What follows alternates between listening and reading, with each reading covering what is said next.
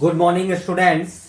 आज हम क्लास 12 की unit number 5 inverse of matrix का लेक्चर नंबर 6 स्टार्ट करने जा रहे हैं आपके सामने।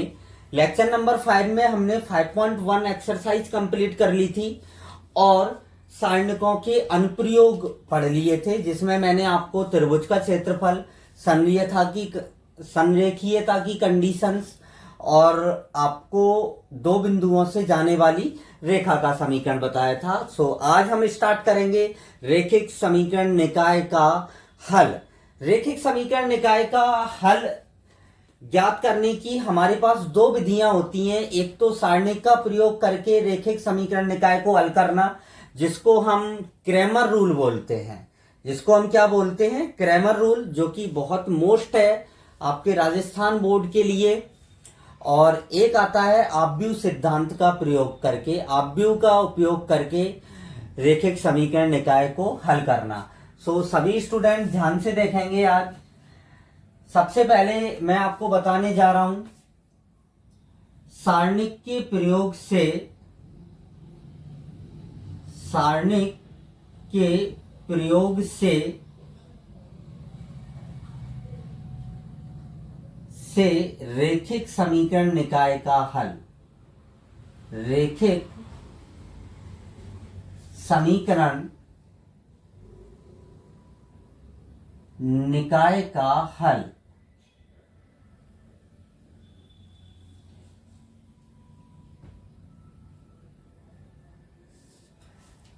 इसी को हम बोलते हैं क्रैमर नियम। इसी को ही हम क्या बोलते हैं? क्रैमर नियम।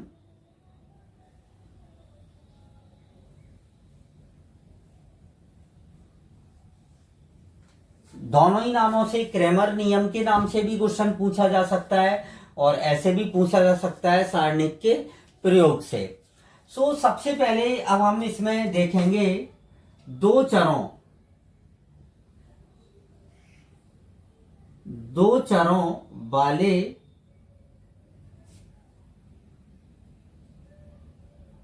समीकरण निकाय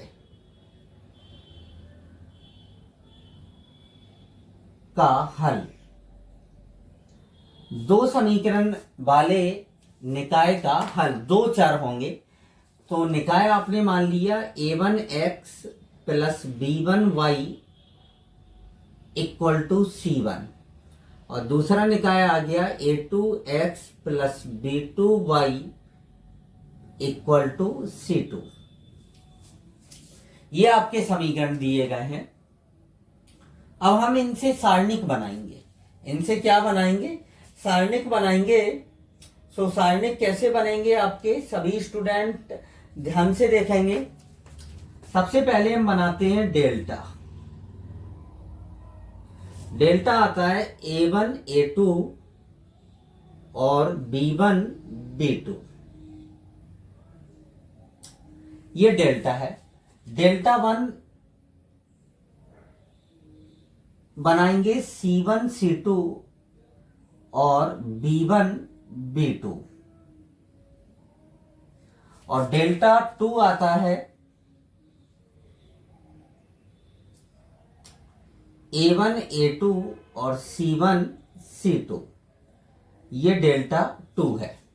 इस टाइप से हम तीन सारणिक बनाएंगे और तीनों की मान ज्ञात कर लेंगे। तीनों के क्या हम ज्ञात करेंगे? मान ज्ञात करेंगे। अब x बराबर होता है आपका डेल्टा 1 अपॉन डेल्टा। ये तो किसके बराबर होगा? x बराबर। और y बराबर क्या होता है आपका? Delta 2 upon delta. इससे हम x और y के मान ज्ञात कर लेते हैं। सिंपल है, ऐसा कोई टेंशन वाली बात नहीं है इन क्वेश्चंस में। इजी आप सारणिक बनाएं और तुरंत x equal to delta 1 upon delta और y equal to delta 2 upon delta में रखकर x और y के मान ज्ञात कर सकते हैं। अब आता है इसके लिए कुछ कंडीशंस होती हैं, विशेष स्थितियां।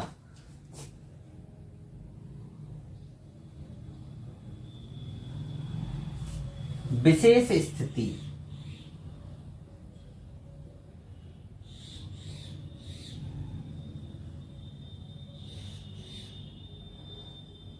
सभी स्टूडेंट देखेंगे। सबसे पहला आता है यदि A1/A2 बराबर नहीं है B1/B2 के। A1/A2 बराबर नहीं है B1/B2 के, तो निकाय का एक अद्वितीय हल होगा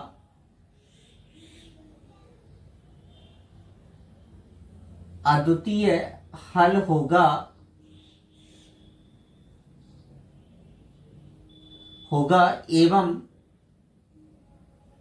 निकाय संगत होगा। निकाय कैसा होगा? संगत होगा। एक तो अद्वितीय हल मिलेगा इस कंडीशन में, और निकाय कैसा होगा? संगत होगा। नेक्स्ट आती है कंडीशन दूसरी आपकी, यदि A1/A2 बराबर हो B1/B2 के और बराबर नहीं हो C1/C2 के, तो इस कंडीशन में कोई भी हल नहीं होगा, कोई भी हल नहीं होगा और निकाय असंगत होगा। निकाय कैसा होगा आपका? असंगत होगा इस कंडीशन में। नेक्स्ट आता है इस समय, नेक्स्ट इसके बाद आता है तीसरी कंडीशन। एक ही कंडीशन बचती है, यदि A1/A2 बराबर B1/B2 बराबर C1/C2, तो अनंत हल होंगे। अनंत हल होंगे एवं निकाय संगत होगा। एवं निकाय कैसा होगा? संगत होगा। सो ये कंडीशंस होती हैं कुछ, इन पर भी क्वेश्चंस पुटअप कर लिए जाते हैं। सो आपको आनी चाहिए ये सारी कंडीशंस। ये होता है आपका दो चरों वाले समीकरण निकाय का क्रैमर नियम से हल। आप इसको नोट करें। देन तीन चरों वाले समीकरण निकाय का हल ज्ञात करते हैं। तीन चरों वाले समीकरण निकाय का हल। सबसे पहले हम समीकरण निकाय लिखेंगे A1x plus B1y plus C1z equal to D1। दूसरा आता है A2x plus B2y plus C2z equal to D2। Next आता है थर्ड नंबर पर A3x plus B3y plus C3z equal to D3। ये आपका समीकरण निकाय है। अब आपको इससे डिटर्मिनेंट बनाने हैं। चार डिटर्मिनेंट बनेंगे। सबसे पहला डेल्टा, क्या लिखेंगे? A1 A2 A3, B1 B2 B3, C1 C2 C3, ये डेल्टा बनेगा आपका। नेक्स्ट आता है डेल्टा वन। डेल्टा वन कैसे बनाते हैं ये ध्यान से देखना है। आपको याद रखना है DBC, दाल बाटी चूरमा, DBC।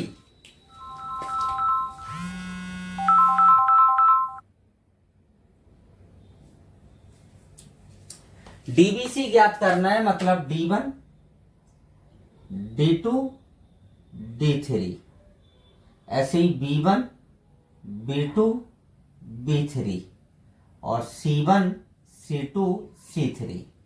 ये आ गया आपका डेल्टा वन। डेल्टा टू कैसे आएगा? अभी एक ही जगह D1 आया है, एक ही जगह D1 D2 D3, अब B की जगह D1 D2 D3। So delta two क्या आ जाएगा आपका? A1 A2 A3, D1 D2 D3 और C1 C2 C3। Delta three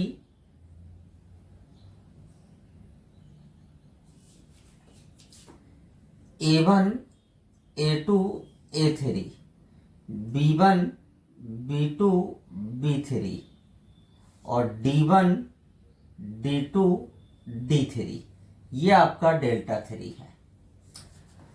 अब आप कैसे निकालेंगे वैल्यू?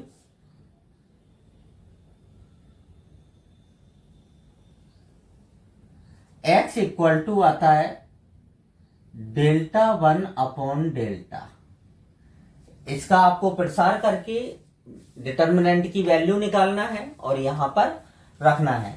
y इक्वल टू क्या आता है आपका डेल्टा 2 अपॉन डेल्टा और z बराबर क्या आएगा डेल्टा 3 अपॉन डेल्टा।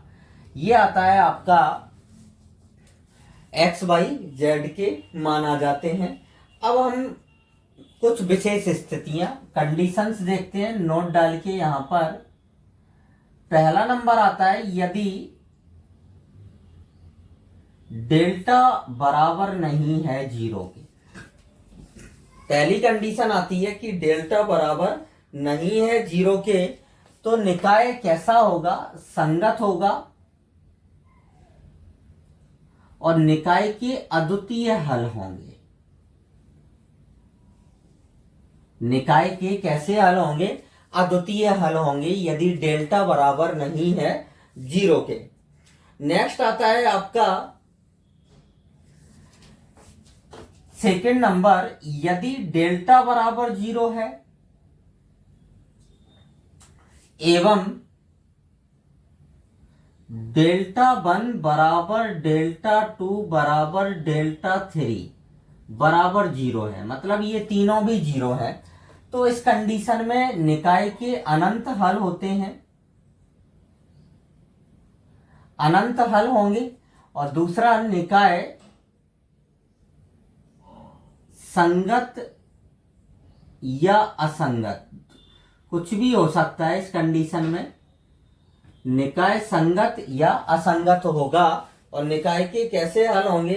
अनंत हल होंगे। बट ये याद रखना है, अगर अनंत हल है तो निकाय कैसा होगा? आपका संगत होगा। कैसा होगा? संगत। नेक्स्ट आता है थर्ड नंबर कि यदि डेल्टा बराबर 0 एवं delta 1 comma delta 2 comma delta 3 में से कोई एक अशून्य है, में से कोई एक कैसा है? अशून्य है। कोई एक अशून्य है, में से कोई एक क्या हो? आपका अशून्य हो, तो इस कंडीशन में निकाय का कोई भी हल नहीं होगा, कोई भी हल नहीं है एवं निकाय असंगत होगा। एवं निकाय कैसा होगा? असंगत होगा। ये कंडीशंस होती हैं, ये यहां पर आपका क्रैमर नियम खत्म होता है। सो आप इसको नोट करें ध्यान से, फिर हम आव्यूह सिद्धांत पर बात करते हैं। नेक्स्ट आता है आव्यूह सिद्धांत से समीकरण निकाय का हल।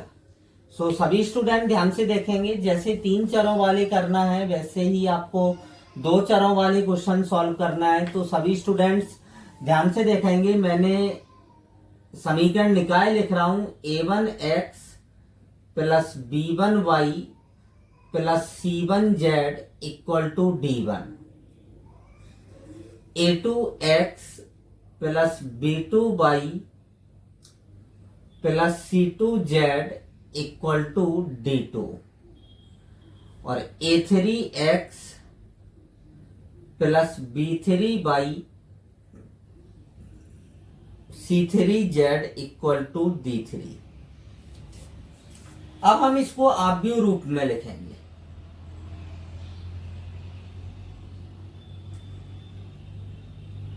रूप में, आव्यूह रूप में कैसे लिखा जाएगा? एक मैट्रिक्स तो आपका ये बनेगा a1 a2 a3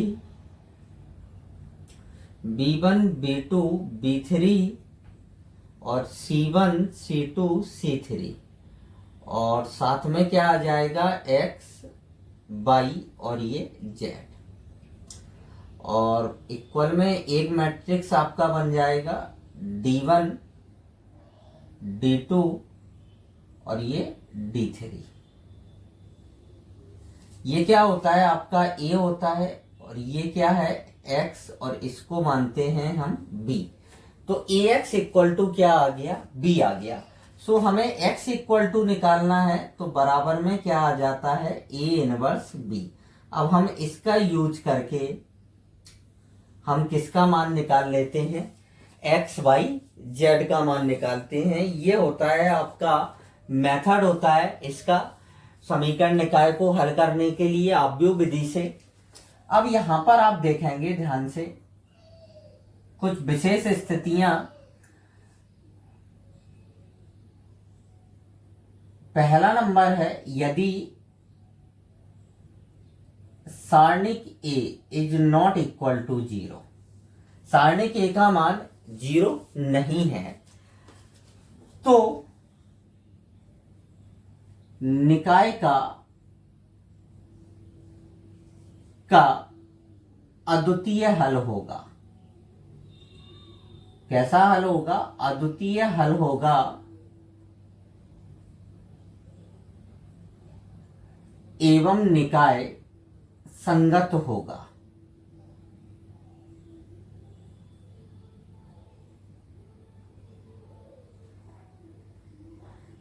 एवं निकाय कैसा होगा? संगत। दूसरी कंडीशन आती है यदि सारणिक A का मान 0 आ जाए। यदि सारणिक A का मान क्या आ जाए आपका 0 आ जाए तब क्या स्थिति आएगी? ध्यान से देखेंगे A नंबर यहां पर, तब हम adjoint of A into B ज्ञात करते हैं। एडजॉइंट A इंटू B ज्ञात करते हैं और एडजॉइंट A इंटू B शून्य मैट्रिक्स नहीं है। एडजॉइंट A निकालेंगे और उसका B में मल्टीप्लाई करेंगे और यदि वह एक शून्य मैट्रिक्स नहीं आता है तो निकाय का उस कंडीशन में कोई भी हल नहीं होगा,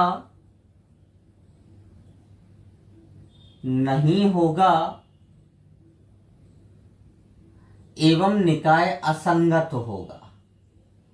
एवं निकाय कैसा होगा? असंगत होगा।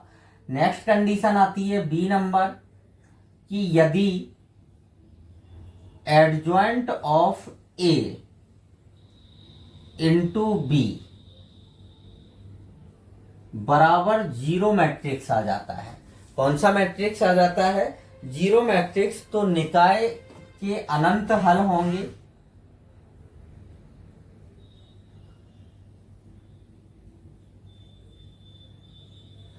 एवं निकाय कैसा है? होगा संगत होगा। ये आपका आव्यूह सिद्धांत से हो गया। अगर आपको दो चरों वाले समीकरण दिए जाएंगे तो यहाँ पर मैट्रिक्स उसी के अकॉर्डिंग बनेंगे। आपको करना क्या है? आपको समीकरण दिया जाएगा। अगर इनकेस किसी क्वेश्चन में जैसे x वाला पद नहीं है तो वहां पर हम x का गुणांक 0 लेते हैं। किसी में अगर y वाला पद नहीं है तो y का गुणांक क्या लेंगे? हम वहां पर 0 लेंगे। सो सबसे पहले आप इस टाइप से मैट्रिक्स बनाएंगे AX इक्वल टू B। तो x इक्वल टू क्या आएगा? A inverse B। फिर आपको A इनवर्स फाइंड आउट करना है, उसका B से मल्टीप्लाई करना है और देन आपको आंसर मिल जाएगा। सो A इनवर्स कैसे निकालना है? जैसे हम अभी तक निकालते आ रहे हैं एडजॉइंट ऑफ A अपॉन सारणिक A से। सो सभी स्टूडेंट इसको नोट करें।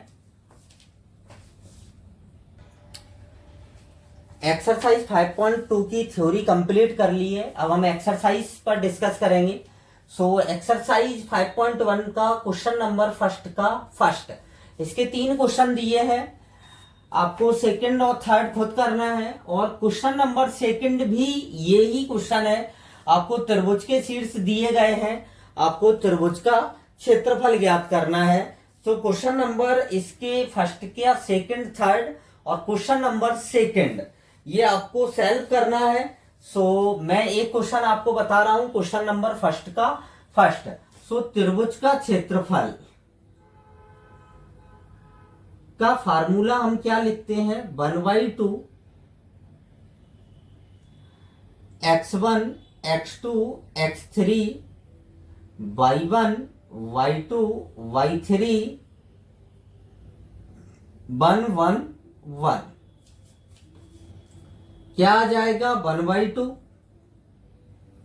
यह आ जाएगा 2 -2 और 6, यहां पर 5 -3 0 और 1 1 1। आप किसी के भी सापेक्ष प्रसार कर सकते हैं, मैं R3 के सापेक्ष प्रसार कर रहा हूं, R3 के सापेक्ष प्रसार, R3 के सापेक्ष प्रसार करेंगे तो ध्यान से देखेंगे, प्लस माइनस प्लस 6 आ गया। इसको बंद करें, इसको बंद करें, 5 का 1 में 5 और ये प्रोडक्ट नेगेटिव तो ये पॉजिटिव 1। इसको बंद करें, इसको -6 और प्लस का क्या आ जाएगा 10 आ जाएगा। सो कितना आएगा आपके पास 1/2, 5 और 3 कितना हुआ 8, 8 का 6 में मल्टीप्लाई करेंगे तो कितना आएगा 48 और प्लस में कितना आएगा आपके पास 4 आ जाएगा। यहां से 48 और 4 कितना आ गया आपके पास 1/5 52 को कैंसिल आउट करेंगे तो 26 स्क्वायर यूनिट, ये आपका क्या आ जाएगा, त्रिभुज का क्षेत्रफल आ जाएगा 26 वर्ग इकाई। बिल्कुल सिंपल क्वेश्चन है। इसके क्वेश्चन नंबर सेकंड थर्ड आप इजीली कर सकते हैं, केवल ये याद रखना है लास्ट में अगर माइनस का आंसर आता है तो इसको प्लस में करना है।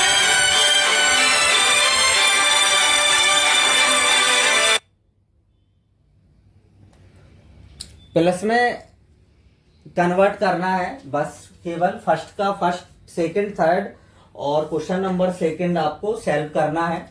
सो आज के लिए इतना ही। नेक्स्ट क्वेश्चन हम अपने लेक्चर नंबर 7 में डिस्कस करेंगे। So thank you.